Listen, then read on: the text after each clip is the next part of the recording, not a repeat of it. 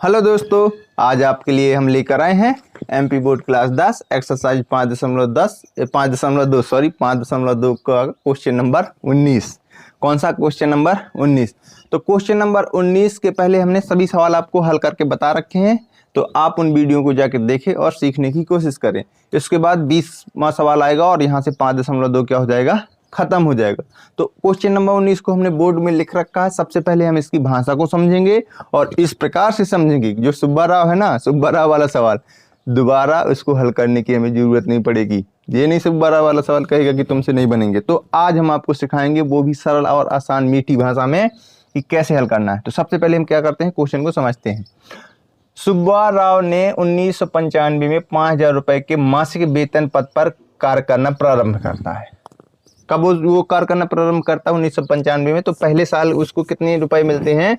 5,000 रुपए प्रति माह मिलते हैं। ठीक है।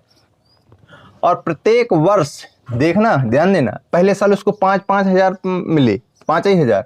दूसरे वर्ष उसको प्रत्येक यानी कि हर साल, ध्यान देना, एक शब्द जोड़ दिया उसने, प्रत्येक वर्ष 200 रुपए की वृद्धि के साथ कार्य करना पड़ता है उसको।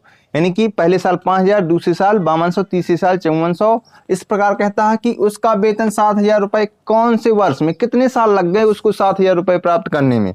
तो ये ज्ञात करना है कि सालों की संख्या यानी n का मान। तो ये हम आपको आसानी से प्राप्त करेंगे, बताएंगे। अर्थात ये पहले वर्ष का मासिक वेतन क्या था, ये हमारी श्रेणी है AP बराबर क्या प्राप्त हुआ, 5,000, 5200, 5400 ... 7,000। यानी अब ध्यान देना है, पहले साल 5,000, दूसरे साल 5200, तीसरे साल 5400 ... और लास्ट में उसको कितना प्राप्त होता है, 7,000 रुपए। तो वो कहता कि कौन सा साल लग गया, कितने साल लग गए 7,000 रुपए प्राप्त करने में। तो पहले पद को A बोला जाता है, यानी 5,000।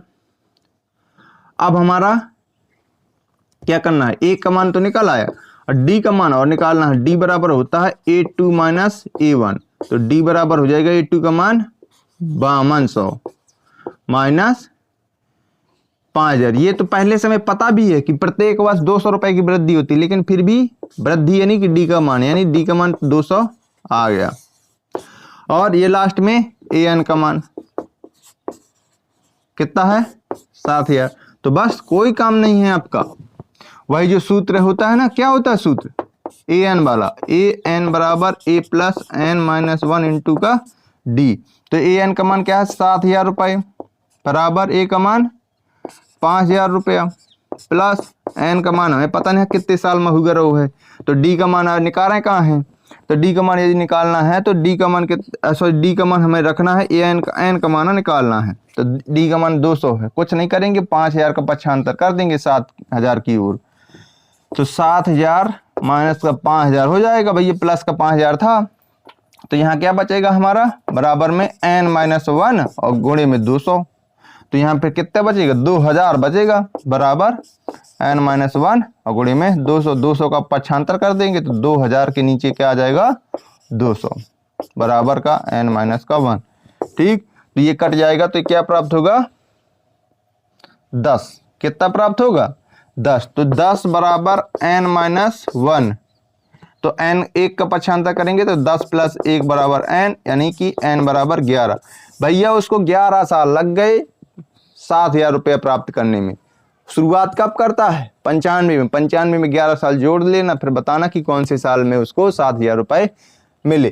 तो पहले साल उसको 5,000 मिलते थे, तो हर साल 200 रुपया बढ़त। जब 200 रुपया बढ़ाते तो फिर 11 साल लग गए उसको 7,000 रुपया प्राप्त करने में। तो यही क्या होगा, इसका आंसर होगा। तो यहां लिख देंगे 11 वर्ष, ये क्या है, आंसर है। तो इस प्रकार से हमारा क्वेश्चन कौन सा हो गया, 19 नंबर का क्वेश्चन आपको समझा दिया। अब हम आपको 20वां नंबर का सवाल और बता देंगे। तो इस प्रकार से हमारा क्या हो जाएगा, 5.2 खत्म हो जाएगा। तो आप यदि हमारे वीडियो देखत हो तो ज़्यादा से ज़्यादा फॉलो करो और YouTube पे सब्सक्राइब कर लिया करो यदि देख रहे हो। ठीक है, तो हम मिलेंगे आपको नेक्स्ट यानी कि अगले सवाल में, वो भी अगले वीडियो के साथ। तब तक के लिए जय हिंद, जय भारत।